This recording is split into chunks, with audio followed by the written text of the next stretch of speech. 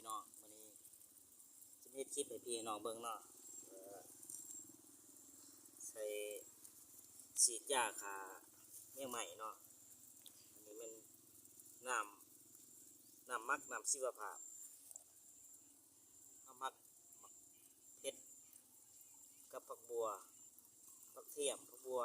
หัวหนึ่งผักเทียมหัวหนึ่งเนาะจะมาฉีดฆ่ากันแมงไหม้มันจะได้ฉีดทีหนึ่ง2 เทื่อหรือ3 เทื่อเนาะเพื่อป้องกันบ่ให้แมงไหม้มา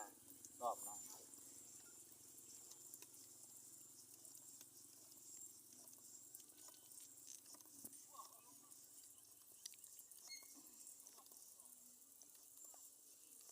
เอามาเบิ่งน้ำกันเด้อพี่น้องเอ้ย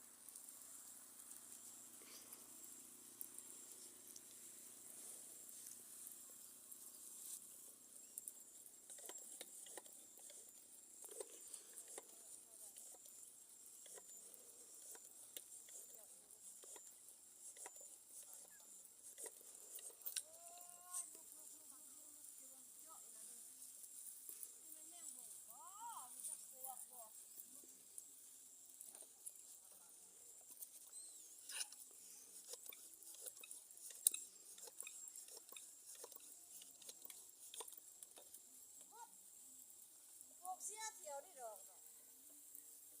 เคลื่อนมันแง่งามมันใต้แง่งามใต้พัฒนาของจริง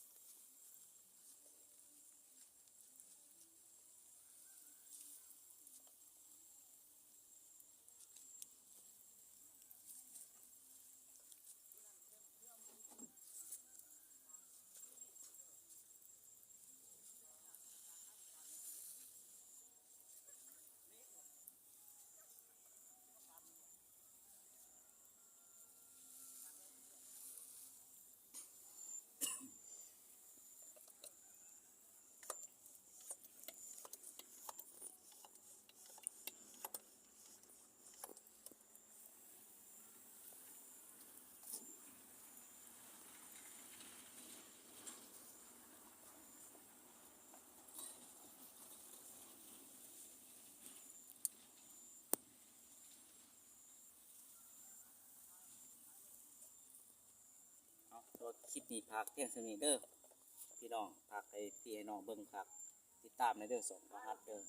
พากกดไลค์กดแชร์ในเด้อแล้วคลิปนี้ก็จบเนาะ